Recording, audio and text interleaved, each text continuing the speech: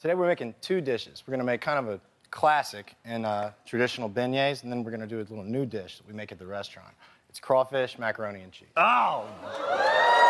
So this is what I call a 2-minute roux. It's just a quick butter and flour mixture that we're just gonna put right here on a cast iron skillet. Okay. And what that's gonna do is just thicken up this mac and cheese and really get it going. Because it's not thick enough, you know, mac and cheese. Yeah.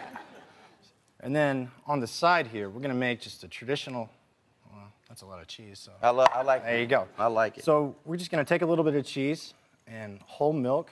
We're just gonna pour it right in. Okay. And that's all gonna melt and come together. Now, what about the color of the roux? A lot of people are gonna ask me, should I let the roux cook darker? Should I leave it like a blonde roux? I want it like a blonde roux, exactly. Okay. It's gonna thicken more. The longer you cook the roux, the darker it gets. It doesn't thicken as much. So for a gumbo, it thins out you want it very thin. And for this, you want it to be real thick to just kind of give that mac and cheese a little bit of body. Okay, great. So we do a little bit of cheddar and a little bit of Parmesan.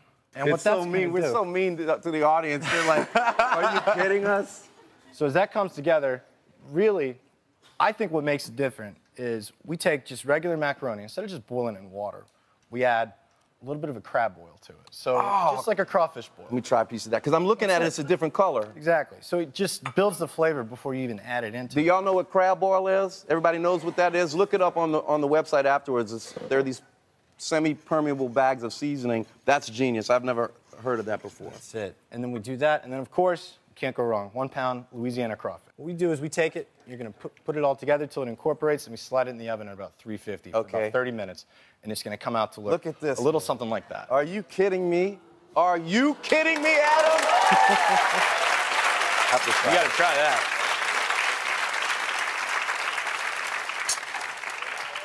I love you so much.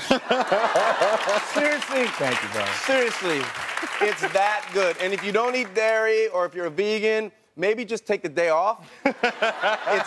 It is that good. Okay, beignets. Show me how to make them, because I never get it right. All right, so I'd say what really differentiates a beignet versus a standard donut is the yeast. Okay. Mixture that you're gonna put into it. So what we do is we take a yeast mixture, which is on the recipe online, and then we also throw in a little bit of an egg mixture to give it a little bit of body. We let it proof for a couple hours, then we let it sit overnight. Proof, does that mean rise? Is that the same? Exactly. Okay. So the yeast is gonna be activated by those sugars and really just start to come up. You know, when I was a kid, I used to go to Café du Monde, and if you go around the back in the French Quarter, that's where the people cut the dough, and there's a wheel with these squares cut in it. You know what I'm talking about. Oh, yeah, I need one of those. Yeah. I do it by hand, and it sucks. And it rolled. As a little boy, it sucks, you said? Yes. Well, I'm glad to find somebody who's so impassioned by their vocation. Yeah, I love doing my shows, singing, dancing, it sucks. So we take these, we cut them by hand. Okay. We don't have a fancy roller. No, I like that. And drop them straight in. What kind of oil is that? This is canola oil. Canola oil. Canola. That makes a difference. It's pretty standard, I'd say, but at Café du Monde, they use cottonseed oil. Cottonseed, It's really hard to get, but it apparently has a high smoke point. Okay. So a lot of people say that that's the oil to go with, but we do canola. A couple of guys in my band have a high smoke point, too. I don't even know what that means. It felt like a joke, and the audience is applauding. I'm not sure if they're applauding the joke or if they're applauding the joke of the smoke. Yeah. My mama always told me when I went to Café du Monde to get beignets, she said, don't wear black because you end up getting that powdered sugar all over yourself. No. This is gonna be a problem.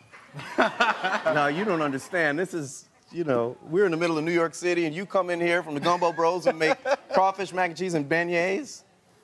What happened to Harry? He's in a coma in his dressing room. He can't. We're eating good today. You're not kidding. And look how they come out when they're done, folks. That's it. Powdered sugar.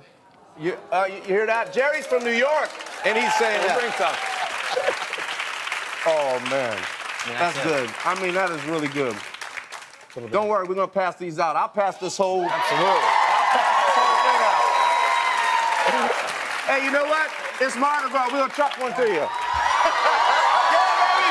Yeah. You want that one over there? Yeah. Oh, way over there. I hit the light. Here we go. Oh, we got it this time. Yeah!